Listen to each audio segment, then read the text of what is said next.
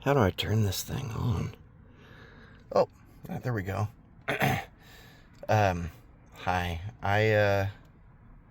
I've been getting a lot from the scriptures here lately, and I've been reading this passage here in the Gospel of John, chapter 7. I'll be brief because I know that there's a lot of things out there on the internet, and I just hope that you get something from this. I hope it's a blessing to you.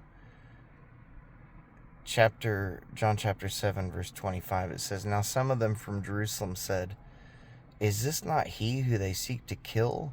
But look, he speaks boldly, and they say nothing to him. Do the rulers indeed know that this is truly the Christ?'" This made the Jewish leaders angry. In fact, the scriptures say in verse 32 that the Pharisees, when they heard the crowd murmuring these things, they sent officers to take him because they didn't want to lose what they had. They didn't want to lose their clout and their authority.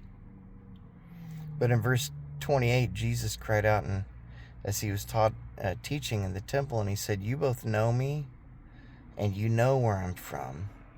For I've not come of myself, but he who sent me is true, whom you do not know. But I know him, for I am from him, and he sent me." And I just think it's striking to me that Jesus said, "You know me, and you know where I'm from, and you know that I haven't come of myself. And he that sent me is true, but you don't know him." And the reason I think that that's striking is that he was saying, basically, you know the truth. You know who I am. And you know that no man can do these miracles. And yet you still reject me.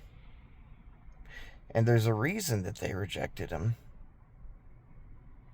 And that's the sad thing about this. And I think it's the same reason that people still reject him today. Because if you look in the John chapter 3, right after John chapter 3, verse 16, which says, "For God so loved the world that he gave his only begotten Son, that whosoever believes in him should not perish but have everlasting life.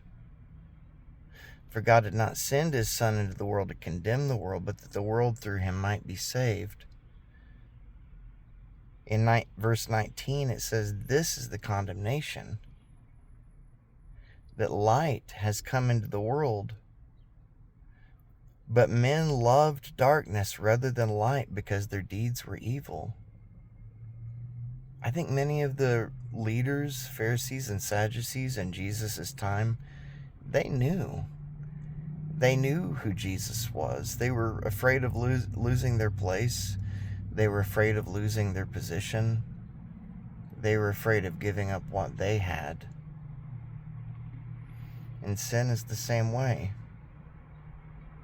People know that light's come into the world, but they love their own darkness rather than the light because their deeds were evil, which I just think is a shame. Back in chapter